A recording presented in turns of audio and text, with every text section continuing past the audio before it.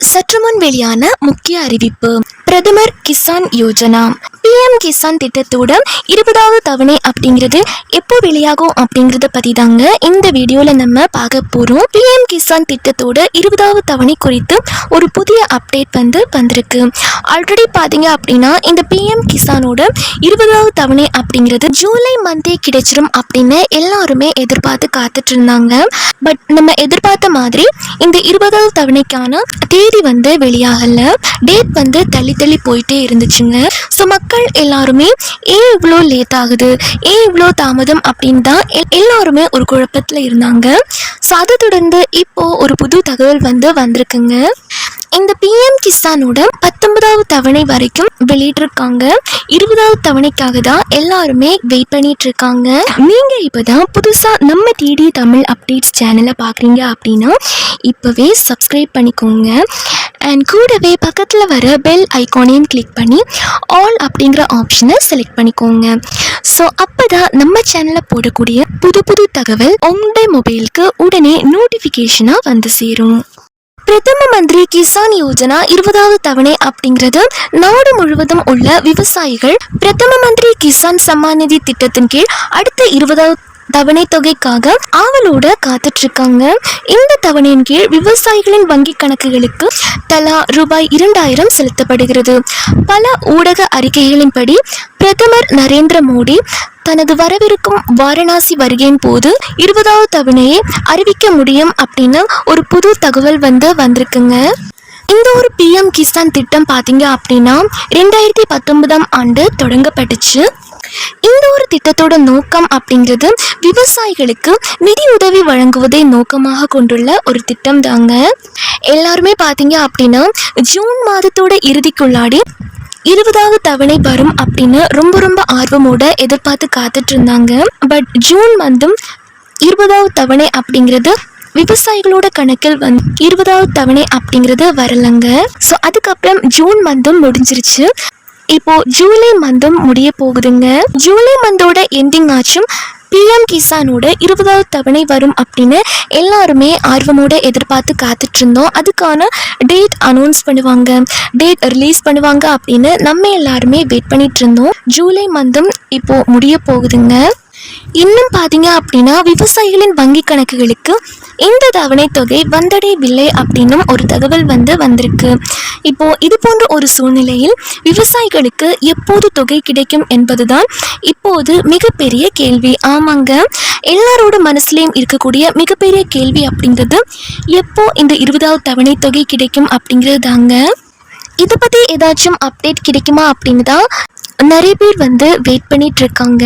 சில பேருக்கு இந்த பிரதான் மந்திரி கிசான் சம்மான் நிதி திட்டம் அப்படிங்கிறது என்னன்னே தெரியாம தான் இருக்குங்க.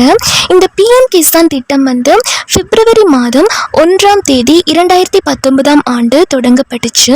நாடு முழுவதும் இருக்கக்கூடிய சிறு மற்றும் குறு விவசாயிகளுக்கு நிதியுதவி வழங்குவதே இந்த திட்டத்தோட நோக்கமாகும். இந்த திட்டத்தின் கீழ் தகுதியுள்ள விவசாயிகளுக்கு ஆண்டுதோறும் ரூபாய் 6000 நிதியுதவி வழங்கப்படுகிறது. இந்த தொகை 4 மாதங்களுக்கு ஒரு முறை 3 தவணைகளாக வங்கி கணக்குகளுக்கு அனுப்பப்படுகிறது. ஸோ 4 மாதங்களுக்கு ஒரு வாட்டி தான் மொத்தம் 3 தவணைகளாக இந்த தொகை விவசாயிகளோட வங்கி கணக்குகளுக்கு அனுப்பப்படுகிறது. 20வது தவணை அப்படிங்கிறது எப்போ வரும் அப்படின்னா பல ஊடக அறிக்கைகளின்படி பிரதான் மந்திரி கிசான் சம்மான் நிதி யோஜனா அதாவது PM கிசான் யோஜனா இந்த திட்டத்தின் கீழ் 20வது தவணை ஆகஸ்ட் 2ஆம் தேதி அறிவிக்கப்படலாம் அப்படின்னு ஒரு தகவல் வந்திருக்கு. அதாவது ஆகஸ்ட் 2ஆம் தேதி வரும் அப்படின்னு எதிர்பார்க்கப்படுகிறது. உண்மையில் பிரதமர் நரேந்திர மோடி அவர்கள் ஆகஸ்ட் 2ஆம் தேதி தனது நாடாளுமன்ற தொகுதியான வாரணாசியில் சுற்றுப்பயணம் மேற்கொள்வார். அப்போது அவர் உத்தரப்பிரதேசத்திற்கு சுமார் 1000 கோடி மதிப்புள்ள திட்டங்களை பரிசாக வழங்குவார். ஸோ அந்த ஒரு தருணத்தில் தான் இந்த PM கிசான் திட்டத்துக்கான 20வது தவணை குறித்தும் ஏதாச்சும் ஒரு அப்டேட் சொல்வார் அப்படின்னும் ஒரு தகவல் வந்திருக்குங்க. ஸோ இந்த ஒரு சூழ்நிலையில் இந்த பெரிய திட்டத்தின் போது விவசாயிகளின் நீண்ட காத்திருப்புக்கு முற்றுப்புள்ளி வைத்து பிரதமர் மோடி 20வது தவணை வெளியிட முடியும் என்று எதிர்பார்க்கப்படுகிறது. பிரதமர் நரேந்திர மோடி அவர்கள் இந்த திட்டத்தை பற்றி ஏதாச்சும் அப்டேட் சொல்வார் அப்படின்னும் ஒரு தகவல் வந்திருக்குங்க. ஸோ இந்த பிஎம் கிசான் திட்டத்தோட 20வது தவணை வரதுக்கு முன்னாடி எந்த ஒரு சிக்கலும் இல்லாமல் இந்த தவணை தொகை கிடைக்க நீங்கள் 3 விஷயங்களை செய்யணுங்க. அது என்ன அப்படின்னா, ஃபர்ஸ்ட் ஆதார் இணைப்பு. உங்களுடைய ஆதார் அட்டை உங்கள் வங்கி கணக்குடன் இணைக்கப்பட்டுள்ளதா அப்படிங்கிறத செக் பண்ணிக்கோங்க. சப்போஸ் உங்களுடைய ஆதார் அட்டை உங்களுடைய வங்கி கணக்குடன் லிங்க் பண்ணப்படாமல் இருந்துச்சு அப்படின்னா உங்கள் அருகிலுள்ள வங்கி கிளை, அதாவது பேங்க் பிரான்ச்சுக்கு போயிட்டு இந்த செயல்முறையை நீங்கள் முடிக்கலாம். அண்ட் அது மட்டும் இல்லாமல் பிரதம மந்திரி கிசான் சம்மான் நிதி யோஜனா 20வது தவணைகளை பெற விவசாய பதிவு கட்டாயமாக்கப்பட்டிருக்குங்க. விவசாய ஐடி இல்லாமல் தவணை செலுத்தப்பட மாட்டாது அப்படின்னு ஒரு தகவல் வந்திருக்கு.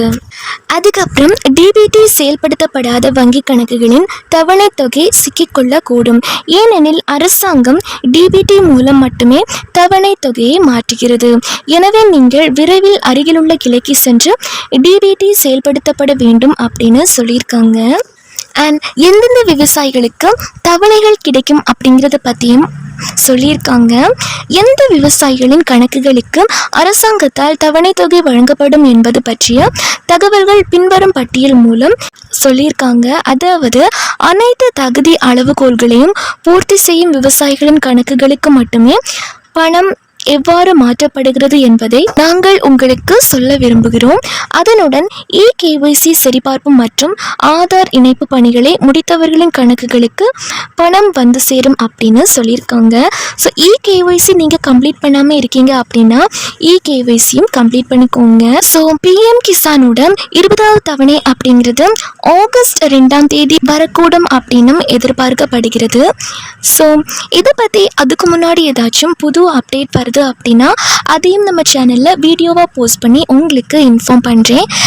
அண்ட் அது மட்டும் இல்லாமல் PM கிசான் யோஜனா பற்றி 20வது தவணை தொகை எப்போ வெளியிட போகிறாங்க, இதோட டேட் அப்டேட் ஏதாச்சும் சொல்கிறாங்க அப்படின்னா அதையும் நம்ம சேனலில் வீடியோவாக போஸ்ட் பண்ணி உங்களுக்கு இன்ஃபார்ம் பண்ணுறேன். நாளுக்கு நாள் செலவுகள் அதிகமாகி வரும் இந்த ஒரு சூழல் பார்த்தீங்க அப்படின்னா மத்திய அரசு ஒரு புதிய ஸ்கீம் அறிவிச்சிருக்காங்க. இந்த ஒரு திட்டம் பார்த்தீங்க அப்படின்னா மாத சம்பளம் வாங்குறவங்களுக்கு பொருளாதார தேவைகளை சந்திக்க உதவியாக இருக்குங்க. இந்த ஒரு திட்டத்துக்கு பார்த்தீங்க அப்படின்னா நீங்கள் இந்திய குடிமகனாகவோ அல்லது இந்திய குடிமகளாக இருந்தாலே போதுங்க. நீங்கள் தபால் அலுவலகம் மாதாந்திர வருமான திட்டத்தில் கணக்கு தொடரலாம் அப்படின்னு சொல்லியிருக்காங்க. இதற்கான வயது வரம்பு அப்படின்னு பார்த்துட்டோம்னா உங்களுக்கு 18 வயசு நிரம்பி இருக்கணும். அண்ட் 18 வயசுக்கு கீழே இருக்கவங்க தங்களோட பெற்றோர் அல்லது தங்களோட சட்டப்பூர்வமான பாதுகாவலர் மூலமாக கணக்கை திறக்கலாம் அப்படின்னு சொல்லியிருக்காங்க. பொமிஸ் அப்படிங்கிற தபால் அலுவலக மாதாந்திர வருமான திட்டம் மூலியமா முதலீட்டாளர்கள் ஆண்டுக்கு 1.1 லட்சம் வரை வருமானம் பெற முடியும் அப்படின்னு சொல்லியிருக்காங்க. இந்த திட்டத்தோட தற்போதைய வட்டி விகிதம் பார்த்தீங்க அப்படின்னா 7.4% அப்படின்னு சொல்லியிருக்காங்க. இந்த ஒரு திட்டத்தில் பார்த்தீங்க அப்படின்னா ஒரு முதலீட்டாளர் 15 லட்சம் ரூபாயை கணக்கில் டெபாசிட் செஞ்சாங்க அப்படின்னா மாதம் 9,250 ரூபாய் வருமானம் அப்படின்ற மாதிரியும் சொல்லியிருக்காங்க. ஆண்டுக்கு சுமார் 1,11,000 ரூபாய் வரை வருமானம் பெறலாம் அப்படின்ற மாதிரியும் சொல்லியிருக்காங்க. அதே சமயத்தில் ஒரு தனிநபரோட அக்கௌண்ட்ல 9 லட்சம் ரூபாயை டெபாசிட் செய்வதன் மூலம் மாசத்துக்கு சுமார் 5,550 ரூபாய் வரைக்கும் வருமானம் பெறலாம் அப்படின்ற மாதிரியும் சொல்லியிருக்காங்க. இதன் மூலியமா ஒரு ஆண்டுக்கு பார்த்தீங்க அப்படின்னா 66,600 ரூபாய் வரைக்கும் வருமானம் பெறலாம் அப்படின்ற மாதிரியும் சொல்லியிருக்காங்க. இந்த பொம்மிஸ் திட்டத்தின் முதிர்வு காலம் அப்படின்னு பார்த்துட்டோம்னா இந்திய தபால் நிலைய மாதாந்திர வருமான திட்டத்தின் அதிகபட்ச காலம் அப்படின்றது 5 ஆண்டுகள் ஆகும். முதலீட்டாளரின் மறைவுக்கு பிறகு அனைத்து திட்ட சலுகைகளையும் பரிந்துரைக்கப்பட்டவர் மட்டுமே பெறுவார் அப்படின்ற மாதிரியும் இருக்குங்க. இடமாற்றம் அப்படின்னு பார்த்துட்டோம்னா தனி நபர்கள் தங்கள் MIS கணக்கை ஒரு தபால் நிலையத்தில் இருந்து வேற எந்த ஒரு தபால் நிலையத்திற்கும் நீங்க சேஞ்ச் பண்ணிக்கலாம். பொமிஸ் போனஸ் அப்படின்னு பார்த்துட்டோம்னா டிசம்பர் 1, 2011க்கு அப்புறம் திறக்கப்பட்ட கணக்குகளுக்கு இந்த அக்கௌண்ட்ஸ்க்கெல்லாம் போனஸ் வசதி வந்து கிடையாது. பட் இருந்தாலும் இந்த 2011க்கு முன்னாடி ஓப்பன் பண்ணியிருப்பாங்க பார்த்தீங்களா, அந்த அக்கௌண்ட்ஸ்க்கெல்லாம் 5% போனஸ் அப்படின்னும் சொல்லியிருக்காங்க.